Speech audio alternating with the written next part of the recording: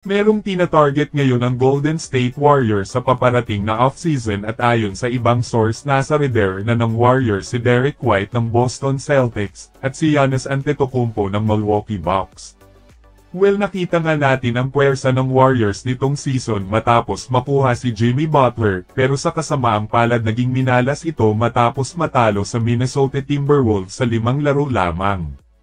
Pero may malaking what if dito dahil hindi nakalaro si Stephen Curry dahil sa injury nito at madami din ang nagsasabi na kung sakaling naglaro si Stephen Curry ay ibang usapan pa ang magaganap. Without Stephen Curry nakita nga natin na hindi talaga makakayanan ni Jimmy Butler at ng ibang key player ng Warriors na sungkitin ang panalo. Kaya ngayon merong rumors dito sa Warriors na mas patitibayin ang kanilang lakas sa paparating na off-season at maging handa sa pagbubukas na rin ng bagong season.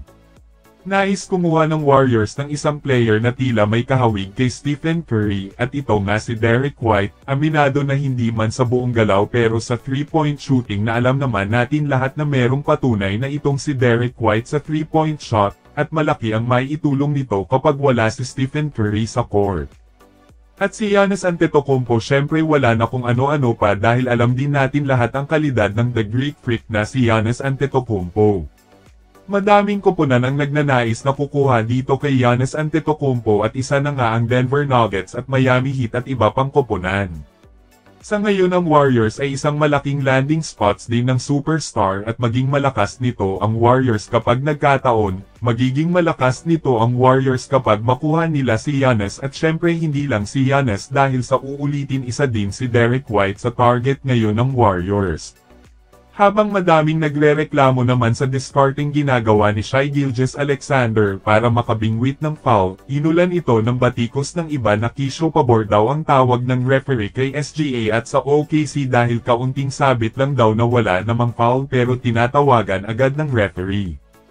Well, balik tayo sa prime James Harden noon nang nasa Houston Rockets pa siya kung saan mahusay din itong makabingwit ng foul sa kanyang swabbing galaw mapa loob man yan o sa 3-point area, na kung saan isa itong kinilala noon na mahusay gumawa ng contact sa defender para makapag-bonus shot sa free throw line. Well, so far parang kinopya or nahawa dito si SGA na ginang senaryo din na mahusay makabingwit ng foul para makapag-free throw. Sa Game 1 nga laban sa Minnesota Timberwolves ni Anthony Edwards na kung saan ang West Finals ay inaabangan ng karamihan at sa unang salpukan madami agad ang kaganapan, at ipinakita ng OKC at ni SGA ang kanilang lakas matapos tambakan ang Wolves sa final score na 114-88.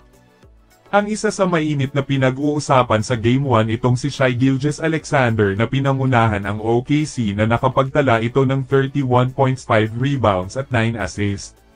Sa laban sa Game 1 dito nag-umpisa na mas lalong uminit ang isyo sa foul beating ni SGA, na sinasabi ng iba na isang malaking kaartihan lang daw ito at masasabing flop pero maliwanag naman na tinatawagan ito ng referee na isang foul. Well, kung kayo ang tatanungin mahusay lang ba si Shai Gilgeous-Alexander makabingwit ng foul or mas pabor talaga ang referee sa kanya?